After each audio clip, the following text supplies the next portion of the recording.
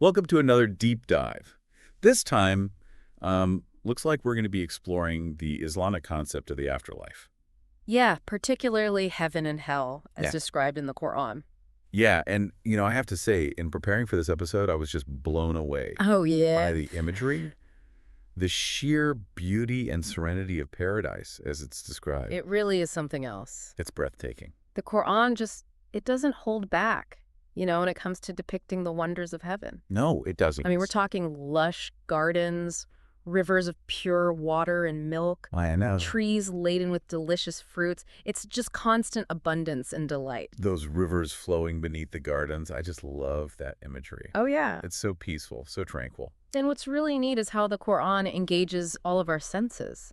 It's not just what we see, but the sweetness of the fruits, the fragrance of the flowers, the sounds of the flowing water. It's an incredibly immersive experience. You're really transported there. You are. And it's not just the physical environment either. Oh, no, absolutely no. There's also the company we'll have in paradise. Yes. The Quran talks about angels, beings of pure radiance, always at our service. And then there are the huris, companions of exceptional beauty and purity. Right. It's all intended to convey the sense of perfect companionship, Yeah. and just profound spiritual fulfillment like nothing we can experience here. It's a state of just eternal bliss, isn't it? Exactly. Free from suffering, free from worry. That makes the Quran's descriptions of hell even more impactful, I think. Oh, absolutely. The contrast is stark. Yeah. When the Quran describes the consequences of rejecting faith, of choosing transgression. Right. It talks about a blazing fire, scorching winds, and the agonizing cries of those condemned. There's that one passage that always comes to mind. Oh, yeah. But the boiling, putrid fluid that those in hell will be forced to drink. Yeah, you don't forget that image very easily. No, you don't. And it's meant to be unsettling. Right. But it's important to remember that these graphic depictions serve a purpose. They're not simply physical punishments, but represent the ultimate separation from God's mercy and love, which the Quran presents as the most profound suffering. I see. So even amidst these descriptions of torment, there's this message of divine justice. Yeah, absolutely. It's not arbitrary punishment, but a consequence of our choices. Exactly. The Quran consistently reminds us that God is both just and merciful. Right. Even the punishments in hell reflect his justice. Yeah. They're a consequence of the paths we choose in this life. Right.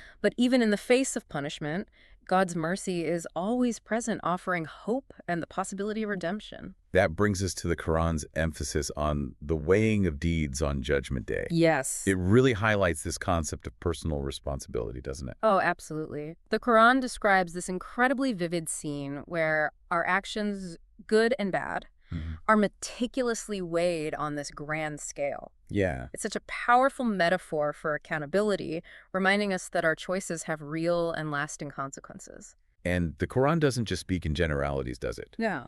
It gives specific examples of deeds that will tip the scales, towards reward or punishment. It does. Acts of kindness, charity, prayer, honesty, upholding justice. Those are all highlighted as deeds that lead toward paradise. Right. On the other hand, rejecting faith, engaging in oppression and dishonesty, causing harm to others. Right. Those weigh heavily towards a path of hellfire. So it's not just about believing in God. Right. It's about embodying that belief through righteous actions and living a virtuous life. Exactly. And the Quran defines that virtuous life. It's deeply concerned with social justice, ethical conduct, and spiritual devotion. It really offers a holistic approach to living a life that is pleasing to God and beneficial to ourselves and others. It's about living in harmony with the divine will. It is. And contributing to the well-being of all creation. Exactly. That's a powerful message. It is. As we're talking about, these descriptions of heaven and hell, I keep coming back to this question of purpose. Okay. Like, are these portrayals meant to be taken literally? Or is the Quran trying to convey a deeper message? That's a great question. And, it's something that's been debated for centuries. Right. And it's important to remember that the Quran often uses metaphorical language, especially when it's describing, the unseen world. So these descriptions, while powerful, Yes. they're more about spiritual and moral guidance. Exactly. The focus is on guiding us towards a life of meaning and purpose, a life that's in alignment with God's will. So how does that work in practice? Give me an example. Well, think about the gardens of paradise. Okay. Yes, the Quran describes lush greenery flowing rivers. Right. but those images also symbolize abundance, growth, spiritual nourishment. I see. They represent the rewards of a life lived according to God's guidance. A life where faith flourishes Exactly. and good deeds are cultivated. Yes. And on the flip side, the imagery of hell, the fire, the torment, that represents the inner turmoil, the spiritual anguish that comes from a life disconnected from God. A life filled with actions that go against his teachings. Precisely, the Quran speaks to our hearts, not just our minds. It's trying to evoke an emotional response. So it's less about fearing a literal fire, Right. and more about understanding the destructive nature of sin. Yes. And striving for that peace and fulfillment that comes from living in harmony with God's guidance. Exactly. You got it. Speaking of divine guidance, Yeah. I'm curious about the concept of intercession that the Quran mentions. Oh, yeah. Can you explain who these intercessors are and how this works? Sure. So intercession is this act of divine mercy Okay. where certain people are given the authority to plead for forgiveness or leniency for others. For others on Judgment Day? Yes, on Judgment Day. And who are these people? Well, the Quran mentions prophets, righteous people, even angels. Okay. But ultimately, the power of intercession belongs to God. It really highlights his infinite mercy and compassion. I see. But does this mean that our fate in the afterlife Yeah. depends not only on our own actions, Right. but also on the intercession of others? That's a good question, and it's something that's been discussed and debated, quite a bit.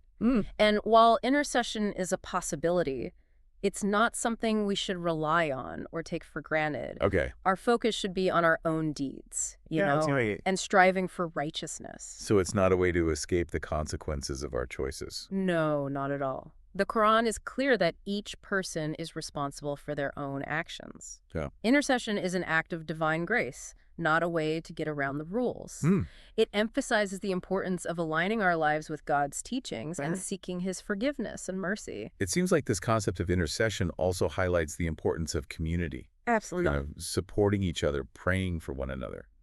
It does. The Quran encourages us to support each other in our pursuit of righteousness, to pray for each other's well-being both in this life and the next. We're not alone on this journey. No, we're not. We're part of a larger community. Right. All striving towards God together. Exactly. So it's not just about individual salvation, No. but about a collective striving towards goodness Yes. and seeking God's mercy as a community. That's right.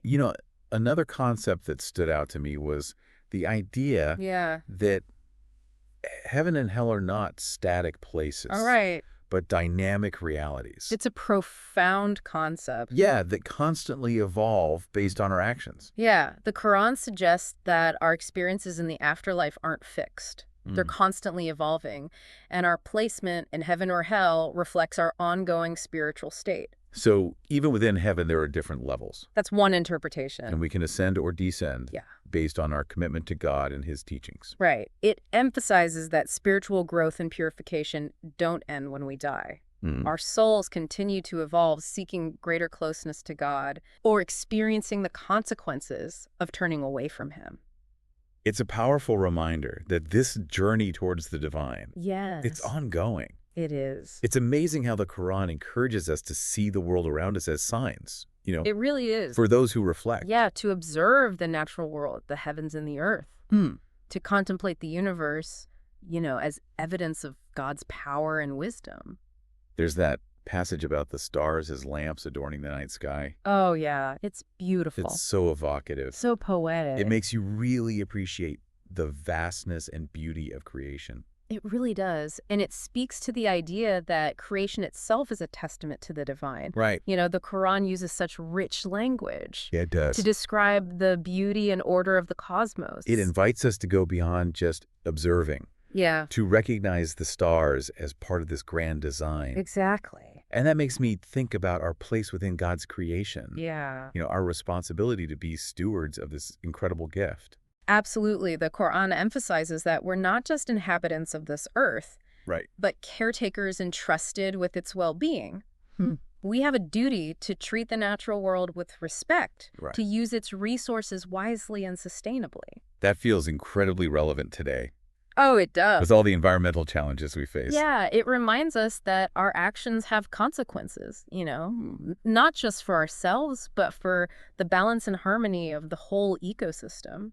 Thinking about that interconnectedness makes me think of paradise as this place of ongoing learning and spiritual growth. Absolutely. It's not just a reward. It's a continuation of our journey towards God. So even in paradise, there's this striving, this seeking deeper meaning.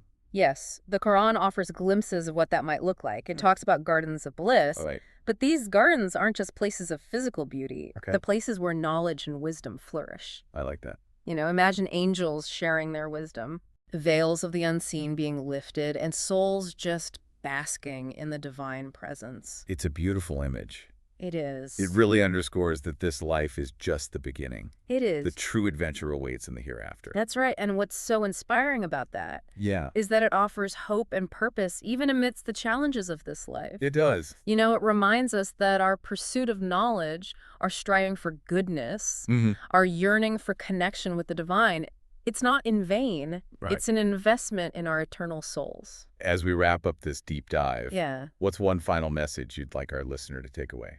Well, I think it's important to remember that the Quran's teachings on the afterlife aren't just meant to inform us about what happens after death. Right. They're meant to inspire us to live more meaningful lives right now. Right. It's a call to action, an invitation to reflect on our choices and strive for righteousness. Because our actions have eternal significance. Well said. And to our listener, I hope this deep dive has provided you with a richer understanding of the Quran's teachings. I hope so too. And may your journey of faith and understanding continue to bring you closer to God. Yes. And inspire you to live a life of purpose and meaning. Absolutely.